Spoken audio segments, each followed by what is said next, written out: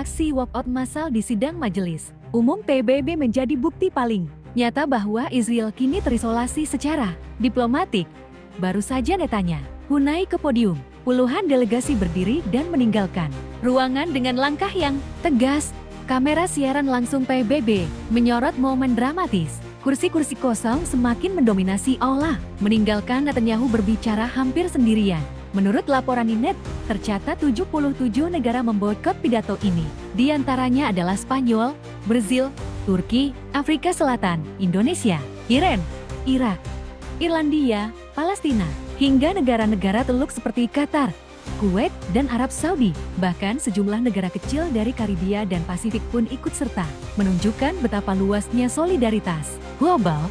Ketua sidang berkali-kali mengetuk palu meminta delegasi untuk tetap duduk, namun imbauan itu diabaikan. Walkout pun berlanjut hingga ruangan terlihat lengang. Hanya menyisakan beberapa kursi, termasuk delegasi Israel sendiri. Pengosongan aula yang terjadi saat Netanyahu naik mimbar mempertegas satu kenyataan. Bukan sekedar protes simbolis, itu adalah pengucilan diplomatik yang menempatkan pidatonya di tengah bangku-bangku kosong sebagai bukti nyata kehilangan legitimasi.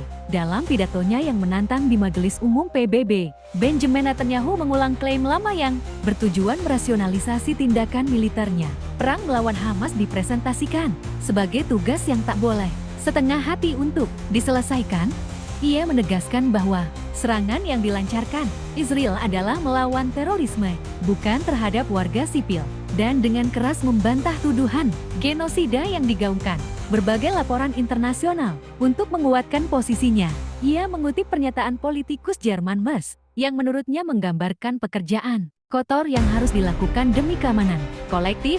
Sebuah pengutipan yang dimaksudkan untuk mereduksi kritik menjadi urusan keamanan semata, bukan soal pelanggaran hak asasi. Namun klaim ini bertabrakan langsung dengan kesaksian para pakar PBB dan laporan kemanusiaan yang merinci kelaparan terstruktur, ratusan hingga ribuan korban sipil dan hambatan sistematis terhadap bantuan. Ketegasan Netanyahu bahwa ini bukan genosida berusaha menutup bukti, lapangan angka korban, anak-anak laporan kelaparan terkonfirmasi, dan peringatan pakar yang meminta majelis umum bertindak segera. Kontradiksi itu menjadi pusat kontroversi pidato yang berupaya menegaskan legitimasi operasi militer, sekaligus menolak tanggung jawab atas dampak kemanusiaan yang parah. Netanyahu tak hanya mempertahankan retorika militer, ia juga menolak seruan gencatan senjata dan berisi keras melanjutkan operasi sampai apa yang ia sebut tugas tuntas. Sikap inilah yang sebelumnya memicu kecaman keras dari tokoh-tokoh Israel sendiri.